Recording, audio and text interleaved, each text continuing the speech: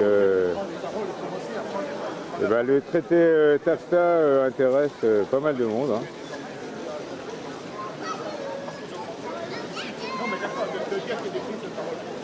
La place périodique est envahie.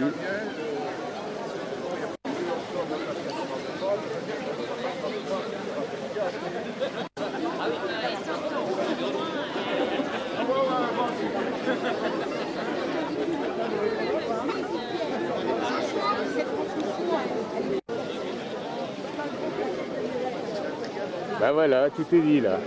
Tout est dit en images. Ben voilà, c'est ça.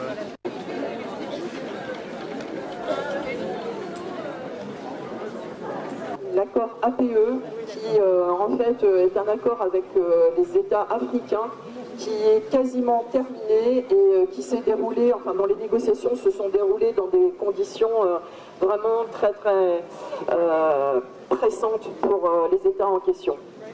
Donc ces accords, vous imaginez bien que si on manifeste, c'est qu'ils sont vraiment pas bons du tout pour les citoyens. En revanche, il y a des multinationales qui en attendent beaucoup. Et en fait, aujourd'hui, c'est une journée européenne contre TAFTA, CETA, TISA, mais c'est aussi une journée contre le fracking pour les gaz de schiste, et c'est aussi une journée contre le nucléaire, puisque va se tenir très bientôt le premier salon pour le nucléaire, puisque ATTAC est une initiative d'un collectif qui est très large. En fait, ATTAC, depuis 1998, lutte contre la mondialisation financière néolibérale par l'intermédiaire de la possibilité d'une taxe financière sur les produits qui s'échangent à toute vitesse et du coup qui touchent les multinationales. Jusqu'à l'heure d'aujourd'hui, donc cette taxe, elle avance un tout petit peu, mais pas vraiment assez, et on voit que ce sont quand même les multinationales qui sont partout au niveau de toutes les négociations, qui prennent le pouvoir, et ce qui est aujourd'hui très important, c'est de se mobiliser en tant que citoyen, parce que les multinationales sont en train de prendre le rôle des citoyens, sont en train de modifier en fait les frontières des nations même, puisque pour les multinationales, la nation n'existe pas. La nation est complètement supprimée au profit de grands territoires marchands, donc des aires douanières. Donc ici en question c'est l'Union européenne et l'Amérique, mais vous avez aussi donc comme je vous le disais tout à l'heure, l'Union européenne et l'Afrique, ou l'Union européenne et le Canada, et tout ça ce sont des territoires qui pour nous citoyens ne représentent rien, parce que ce sont les lois des multinationales qui les régissent. Donc aujourd'hui c'est le début, je pense, nécessaire d'une grande mobilisation qui doit s'étendre jusqu'en décembre, au moins jusqu'en décembre 2015, où il y aura la conférence climat à Paris, le Bourget, et où les multinationales ont un grand rôle également, parce que ce sont les lobbies qui pèsent sur toutes les négociations, et le climat est aussi dans leurs mains.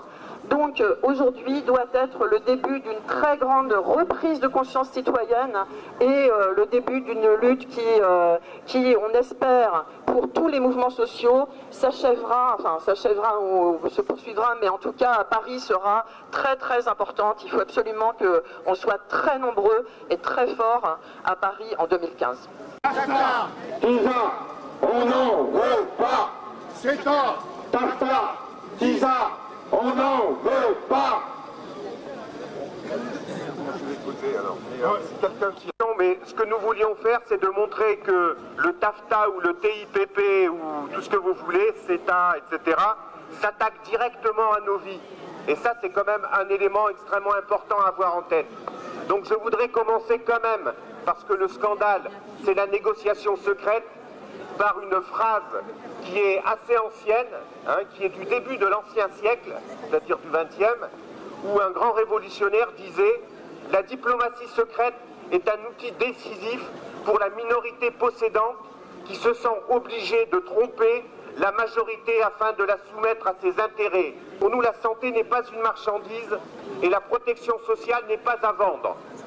Depuis le 8 juillet 2013, l'Union européenne et les États-Unis ont entamé dans la plus grande opacité des négociations en vue de conclure un accord commercial bilatéral, le traité transatlantique de commerce et d'investissement, appelé aussi TTIP. Ce traité serait un des accords de libre-échange et de libéralisation de l'investissement parmi les plus importants jamais conclus, représentant la moitié du PIB mondial et le tiers des échanges commerciaux. C'est un étage supplémentaire dans la soumission de la politique des États aux intérêts capitalistes. En revanche, les services publics et donc les systèmes de soins, de santé et de protection sociale sont eux inclus dans ces négociations et seront donc soumis aux impératifs commerciaux des multinationales. Ce nouveau modèle de traité est une menace directe contre les services publics et de santé qui risquent de progressivement être privatisés à l'instar des systèmes états-uniens ou anglo-saxons. Ils seront soumis à la concurrence internationale libre et non faussée.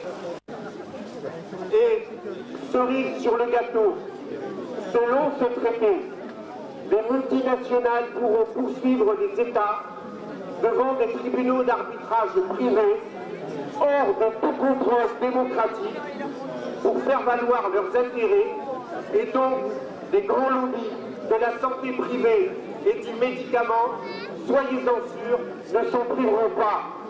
Alors, la santé et la sécurité sociale doivent être retirées des directives de ce traité.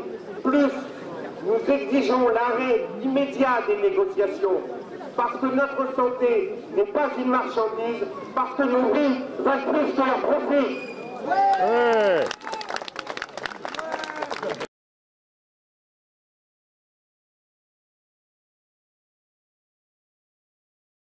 Intervention qui va s'axer sur la question de la démocratie et du déni démocratique, en rappelant quand même aussi que TAFTA, CETA, c'est finalement une longue histoire du multinational, d'un lobby qui est tapis dans l'ombre, qui essaie d'avancer. Ça a été l'AMI, ça a été les cycles de Doha qui, dans le cadre de l'OMC, n'ont pas réussi à avancer.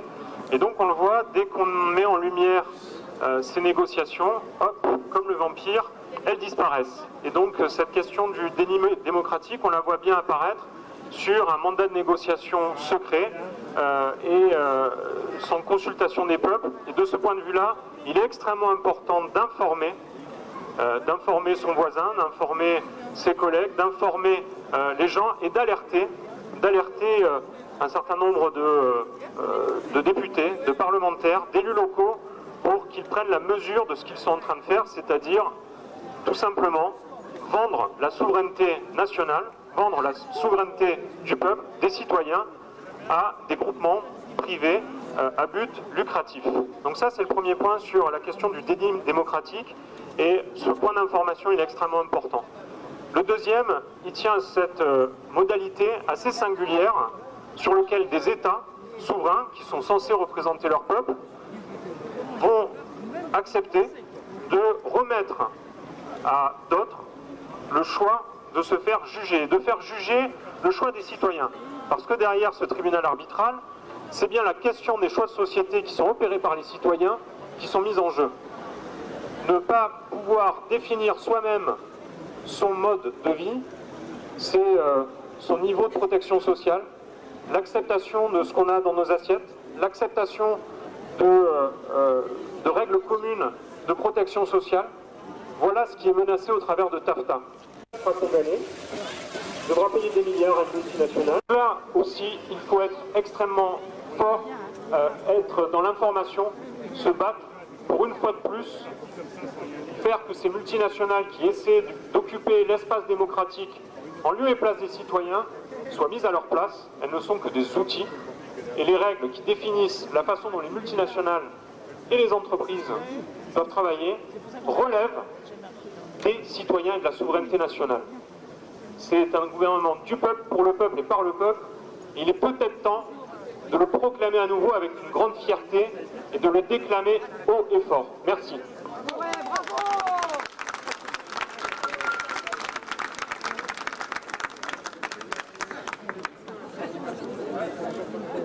Bonjour et merci à tous d'être là.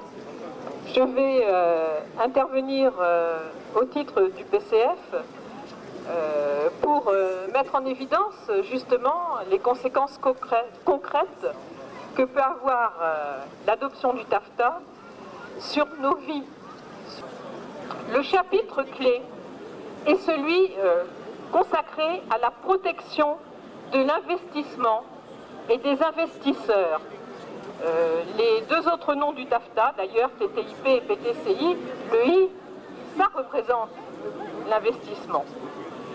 Il est écrit que ces investisseurs doivent avoir le plus haut niveau possible de protection légale et de sécurité, ce qui suppose, entre autres, et je cite, le libre transfert de fonds des capitaux, une protection contre l'expropriation directe et indirecte, donc l'interdiction à tout État de prendre des mesures de nationalisation partielle ou totale, l'interdiction des mesures déraisonnables, arbitraires ou discriminatoires. Là encore, je cite le texte.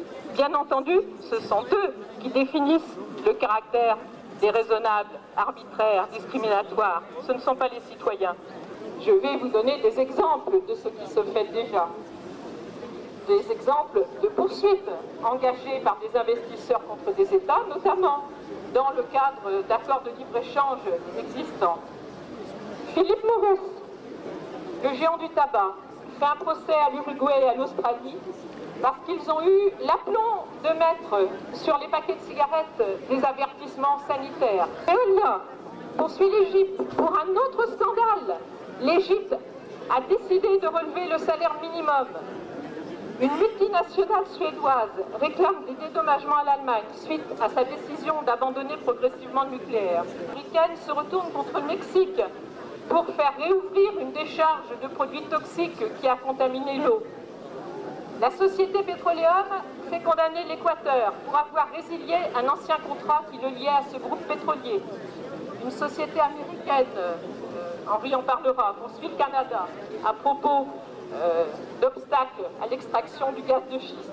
La société de messagerie américaine, UBS, connaissez, a porté plainte contre les postes canadiennes. Et oui, notre service postal aussi peut être dans le collimateur.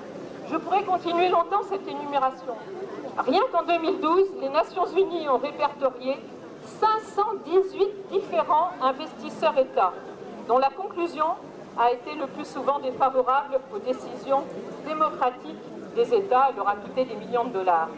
Plusieurs des cas cités rentrent dans le cadre de l'ALENA, l'accord de libre-échange conclu entre les USA, le Canada et le Mexique. Il préfigure bien ce qui peut se passer demain avec le TAFTA. Quelques exemples de ce qui peut être mis en question. Les règles d'étiquetage des produits alimentaires, notamment pour les OGM, pour tous les additifs à risque, leur traçabilité, les normes sanitaires et le principe de précaution, protection sociale mise en concurrence totalement faussée avec le privé, les subventions publiques au nom du même principe de concurrence libre et non faussée. Et on a déjà des exemples dans le cadre européen de ce que ça peut signifier. Nous sommes ici dans un pays maritime. Un traitement juste et équitable des investisseurs, y compris l'interdiction pour une autorité publique, État, région, département, commune, de prendre des mesures déraisonnables, arbitraires, discriminatoires à leur encontre. Je cite le texte. Pas d'expropriation directe ou indirecte et le droit pour toute firme à une indemnisation rapide, adéquate et efficace en cas de différend. La protection et la sécurité entière des investisseurs et des investissements. Le libre transfert des fonds de capital et des paiements par les investisseurs. En clair, ces dispositions ont pour effet de soustraire au maximum les investisseurs privés aux exigences des pouvoirs publics dans tous les domaines, que ce soit dans le temps du travail, les salaires différés, les conditions de travail, le respect de l'environnement, la protection des sites naturels, voire la fiscalité des entreprises, les mouvements de capitaux, les taux d'échange et j'en passe. Bon, ben, pour une journée internationale contre TAFTA, ben, à Quimper, ben, c'est pas mal. Hein. Ça a attiré plus d'une centaine de personnes. Hein. Et de tous bords d'ailleurs. On a même vu une échappée de l'IPR qui était là au secours, mais bon. Voilà, donc ouais, du monde, c'est bien. Bon, le rassemblement des indignés de Quimper, c'est tous les 15 jours, donc là, on se reporte les prochains, le 11 et 15, ça fait 26, hein, on se retrouve le 26 octobre, la Stéréodique.